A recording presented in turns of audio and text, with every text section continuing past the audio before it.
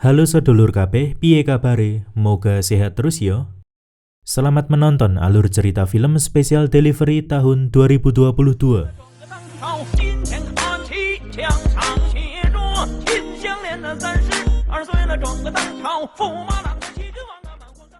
아유, 그럼 콜택시를 부르셨어야지. 전화 잘못 거셨습니다.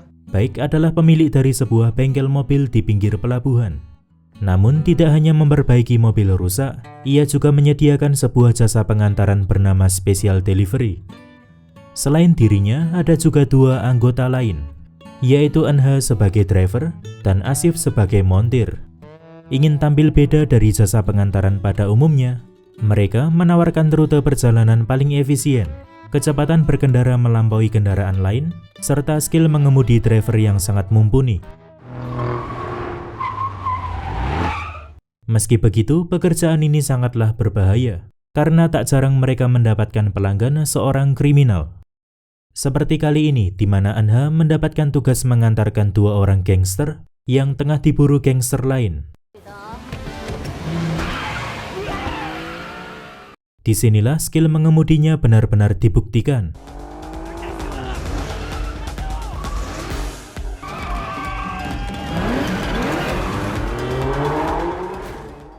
Ia mampu mencari momen untuk mengelabui musuh,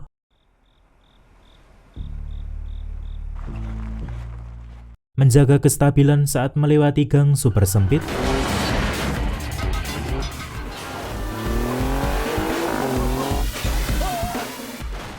bahkan melakukan manuver di depan kereta sehingga membuatnya lolos dari kejaran. Sementara itu di tempat lain, seorang bernama Dusik tengah mencari sesuatu di plafon apartemennya, dan benda itu adalah sebuah kunci keamanan. Diketahui kalau Dusik ini sedang terjerat skandal besar. Ia diduga telah memanipulasi jalannya pertandingan baseball tingkat profesional demi mendapatkan keuntungan dari situs judi baseball yang dikelolanya. Atas skandal itulah, dirinya hendak meninggalkan Korea Selatan bersama anaknya. Ia membayar seorang bernama Gibang untuk memalsukan paspor dan untuk menyediakan kapal menuju Cina. Selain itu, Gibang juga menyarankan supaya menggunakan jasa pengantaran khusus. 목적지까지 책임지고 모셔다 드리는 스페셜 옵션이 있긴 한데 Berpindah lagi ke tempat lain, tampak seorang polisi bernama Gyeongpil. Ternyata si polisi ini juga terlibat dalam mengelola situs judi baseball bersama Dusik. 금고 계좌 보안키가 없는데요.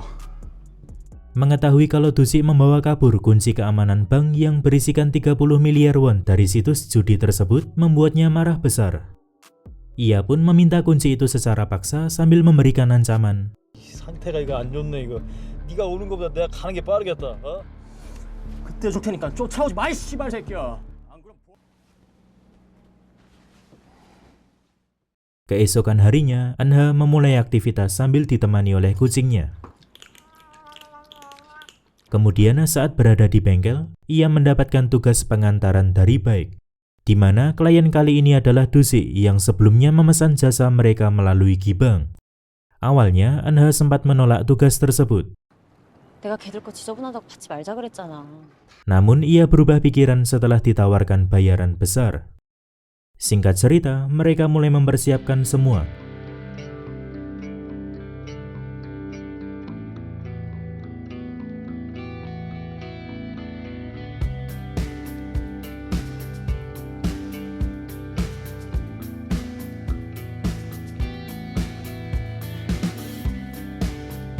Dan malam penjemputan pun tiba.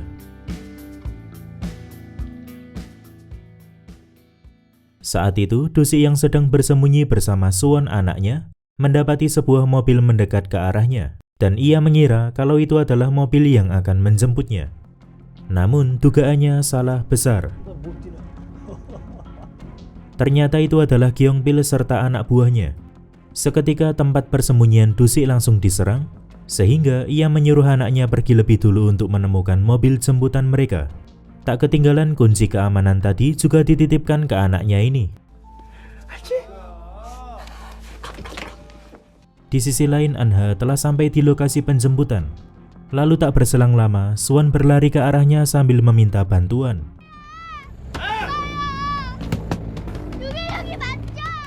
Mengetahui kalau bocah di hadapannya ini adalah salah satu kliennya, ia pun segera membukakan pintu dan bergegas pergi dari sana.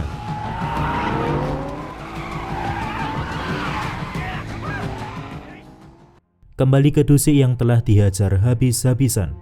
Sadar bahwa anaknya sedang diburu karena membawa kunci keamanan, dirinya berusaha bangkit, kemudian sengaja menabrakkan diri ke mobil Gyeongpil supaya anaknya bisa kabur.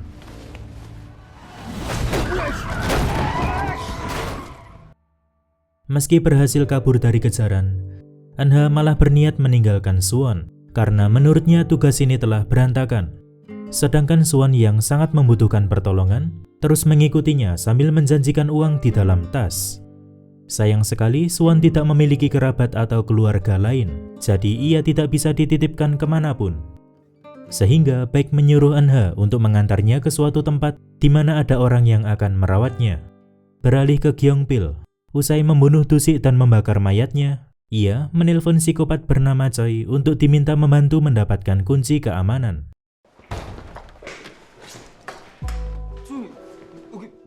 Tidak berhenti sampai di situ, Gyeongpil juga membuat berita kejahatan palsu. Dirinya menuduh Anha sebagai pelaku pembunuhan Dusik serta pelaku penculikan Suwon. Alhasil beberapa polisi dikerahkan untuk menangkapnya. Setelah menempuh perjalanan menggunakan kereta, ditemuilah seorang pria yang dimaksud oleh Baek. Tetapi ketika Anha menyerahkan Suwon kepada orang tersebut, ia merasakan suatu kejanggalan. Perasaannya pun tidak tenang meski sudah mendapatkan tumpukan uang di dalam tas. Sehingga dirinya memutuskan untuk kembali, dan benar saja ia mendapati Suwon telah diperlakukan dengan kasar. Singkat cerita, Anha membawanya menginap di sebuah hotel. Entah apa tujuannya, ketika berada di kamar dirinya sengaja mengangkat gagang telepon dan membiarkannya begitu saja. Kemudian ia pamit pergi ke swalayan untuk membeli beberapa keperluan. Berpindah ke markas Gibang, saat tengah makan bersama anak buahnya, tiba-tiba datanglah Choi yang langsung menyerang mereka.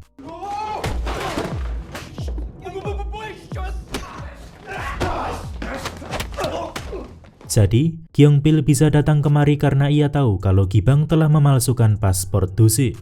Ia pun meminta penjelasan mengenai pihak yang sebelumnya dibayar untuk menjemput Dusik, tetapi Gibang tidak bisa memberikan banyak informasi. 걔네 특송이라고 건별로 뛰는 프로 배달봅니다. Lalu saat dalam perjalanan, bawahan Gyeongpil menginfokan keberadaan Anha saat ini. 석교동 메가마트에서 찾았습니다. 차량 동선 추적하고 있는데 위치 확인돼. Sementara itu tampak Anha membobol sebuah mobil untuk kembali ke hotel. Dan setelah sampai di hotel, didapatilah Suwon tengah menangis karena melihat berita kematian ayahnya. Di saat bersamaan, beberapa polisi datang ke hotel tersebut. Mereka mendapatkan informasi kalau Anha berada di kamar 809. Tetapi saat dibuka, tidak ditemukan siapapun di sana. Ternyata, Anha memang telah merencanakan semua ini. Walaupun memesan kamar nomor 809, tapi dirinya malah menempati kamar nomor 405. Dan gagang telepon yang dibiarkan terangkat di setiap kamar, tujuannya adalah untuk memantau keadaan jika sewaktu-waktu mereka digerebek. Setelah berhasil mengelabui para polisi tadi, Anha harus berhadapan dengan Gyeongpil. Penyamarannya bisa dengan mudah diketahui, sehingga terjadilah pertarungan di dalam lift. Sempat posisi Anha tersudut akibat ditodong pistol, namun ia berhasil membalikkan keadaan berkat bantuan Suwon. Kemudian segera pergi dari sana. Setelah lolos dari kejaran, barulah Suwon memberikan sebuah informasi bahwa para polisi tadi memburu mereka karena mengincar kunci keamanan pemberian sang ayah. Lantas Anha membobol mobil lain untuk menghilangkan jejak, lalu berusaha pergi sejauh mungkin karena ia sadar mereka akan terus diburu. Ketika Gyeongpil tengah berdiskusi bersama bawahannya, tiba-tiba datanglah anggota badan intelijen bernama Myong. Myong menawarkan bantuan karena ia mengetahui latar belakang Anha.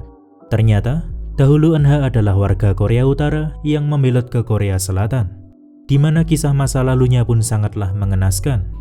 탈북 과정에서 가족들 다 죽고 혼자 넘어온 앤데 Namun di balik tawaran kerjasama itu, Sebenarnya, Miyong tidak yakin kalau Eunha telah melakukan pembunuhan serta penculikan. 장은아, 얘 탈북 심사했던 게 바로 저거든요. Maka dari itu, ia juga ingin menangkapnya untuk membuktikan kebenaran.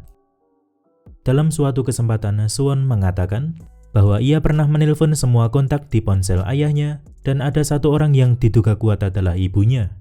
Sampai akhirnya, Eunha memutuskan untuk menemui orang yang dimaksud.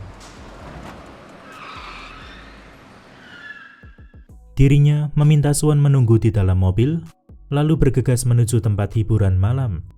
Sementara itu kerjasama pihak kepolisian dan badan intelijen mulai membuahkan hasil, di mana mereka berhasil melacak keberadaan Eunha. Namun di sini Gyeongbil tidak hanya ingin menangkapnya. Ia mengerahkan beberapa gangster bayaran untuk merebut kunci keamanan, serta membunuh target di tempat. Karena apabila Eunha ditangkap dalam kondisi hidup, semua kebusukannya bisa terbongkar oleh Miyong. Di tempat lain, Eunha telah bertemu dengan wanita yang diduga adalah ibu Suwon yang bekerja di tempat hiburan malam. Setelah pembicaraan yang cukup panjang, bisa diambil kesimpulan kalau wanita ini benar-benar ibu kandung Suwon. Tetapi di luar dugaan, ia bersikeras tidak ingin merawat anaknya tersebut. Merasa tak kunjung menemukan jalan keluar dari pembicaraan ini, Eunha memutuskan kembali ke mobil karena tahu posisinya tidaklah aman.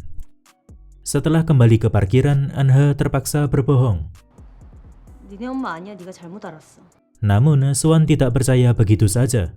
Bocah ini malah ngotot ingin menemui wanita itu, sampai-sampai terjadilah keributan di antara mereka. 그래, 그 사람 네 엄마 맞아. 근데 너 보기 싫대, 알아들어? Kemudian tiba-tiba, kepala Eunha dipukul oleh Choi dari belakang, lalu Suwon diculik oleh seorang gangster lain. Lantas Eunha melakukan serangan balik. Dan segera mengejar mobil gangster tadi. Ia pun sengaja menghidupkan alarm kebakaran, mengakibatkan mobil si gangster tergelincir, kemudian mengambil alih mobil tersebut. Meski begitu, ketegangan belum berhenti sampai di sini, karena Eunha harus meloloskan diri dari Choi yang mulai mengejar. Dalam kondisi sangat tersudut seperti ini, Eunha masih bisa mengemudi dengan sangat baik. Sampai akhirnya, pengejaran berakhir saat Eunha berhasil membuat mobil Choi terjun dari atas gedung. Tetapi saat dalam perjalanan, seketika Eunha hilang kesadaran. Suwon yang merasa sangat panik, sontak meminta pertolongan kepada orang di jalan. Dan beruntunglah ada seorang ibu-ibu mau memberikan tumpangan menuju rumah sakit. Keesokan harinya, Miyong mendapatkan pengakuan dari saksi yang menyatakan kalau Eunha bukanlah penculik. Ia pun menginfokan hal tersebut kepada Gyeongbil, tetapi Gyeongbil malah bersikap seolah-olah menutupi sesuatu. Lantas, hal ini membuat Miyong semakin curiga dan meminta bawahannya untuk menyelidiki lokasi pembunuhan Do-sik. Beralih ke Eunha yang ternyata tidak jadi dibawa ke rumah sakit, melainkan hanya dirawat oleh Suwon. Lebih parahnya lagi, ibu-ibu tadi juga membawa pergi tas berisikan uang milik Suwon dan hanya meninggalkan mobil bututnya di sana.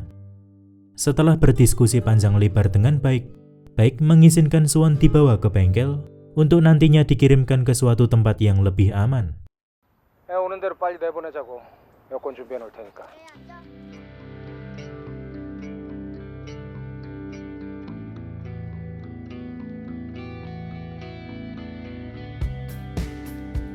Dengan menempuh perjalanan cukup panjang, sampailah mereka di bengkel. Di sini, Suwon akan menetap sementara waktu menunggu malam pemberangkatan tiba. Kemudian sempat terjadi pembahasan serius di antara Eunha dan Baek mengenai kunci keamanan, serta alasan Eunha mau menolong bocah tersebut, karena ia teringat akan masa kecilnya yang begitu sulit. Sementara itu, Gyeongbil mulai mendapatkan petunjuk mengenai bengkel tempat kerja Eunha, berdasarkan beberapa informasi yang ia kumpulkan bersama anak buahnya. Ia pun merekrut lebih banyak gangster untuk menyerang bengkel itu. Beralih ke Miyong, ia mendapatkan info dari bawahannya jika di lokasi pembunuhan Do-sik ditemukan sebuah smartwatch. Ternyata saat Dusik dihajar habis-habisan, dirinya sempat merekam pembicaraan menggunakan smartwatch itu. Dan dari rekaman inilah semua kebenaran terungkap. 야, 두식아. 내가 진짜로 마지막으로 물어볼게. Myung pun menyadari kalau pelaku kejahatan sebenarnya adalah Dusik, bukan Eunhye. Ketika malam tiba, beberapa orang gangster menyelinap masuk ke dalam bengkel, lalu menyerang Baek di dalam ruangan. Di sini Baek diperlakukan dengan sangat kejam. Bahkan tangannya dipaku di kursi karena tidak mau buka mulut soal kunci keamanan. Mendengar keributan di ruangan atas, lantas Asif meminta Suwon bersembunyi. Ia pun bergegas menolong, tetapi malah ikutan tertangkap. Sementara di tempat lain, Eunhye tengah menemui seseorang untuk mengurus keberangkatan Suwon menggunakan jalur gelap.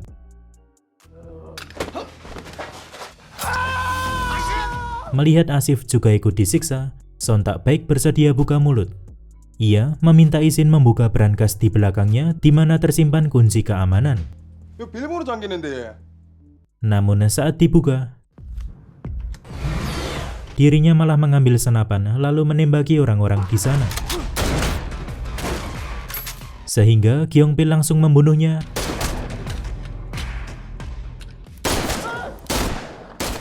Dan mengambil kunci keamanan dari dalam brankas.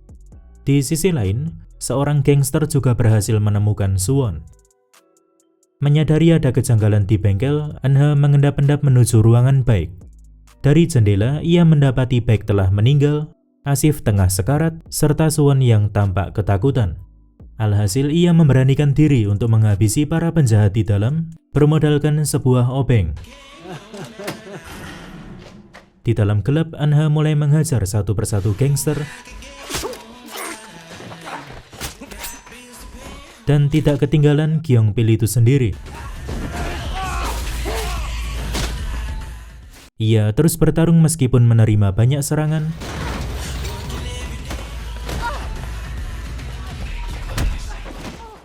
Sementara Asif berusaha membawa Suwon pergi dari sana.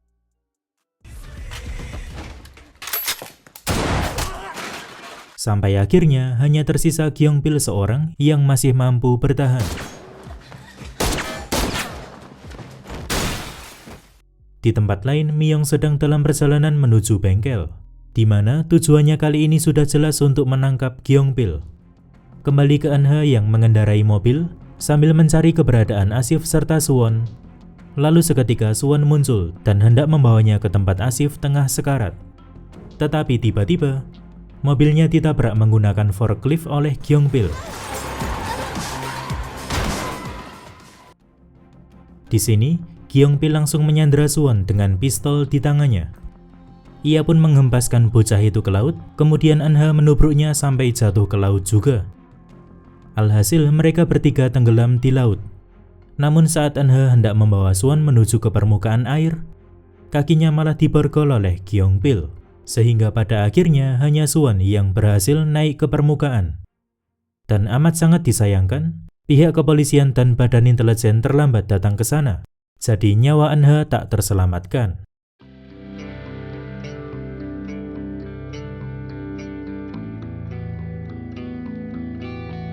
Beberapa minggu kemudian tampak Suwon telah menjalani kehidupan normal. Sekarang ia berada di panti asuhan dan memiliki banyak teman di sana. Sementara itu, Asif juga berhasil diselamatkan dari kejadian di malam itu. Ia pun rutin memberi makan kucing peliharaan yang ditinggalkan oleh Eunhye. Sampai suatu ketika saat tengah berjalan sendirian, Suwon melihat seseorang yang tak asing di dalam sebuah mobil. Dan ternyata orang itu adalah Eunhye. Jadi kemungkinan besar Eunhye berhasil melepaskan borgol saat tenggelam berkat kemampuannya dalam membobol apapun. Kemungkinan besar juga Eunhye berhasil merebut kunci keamanan dari Gyeongpil. Itulah mengapa ia bisa membeli mobil yang digunakannya saat ini.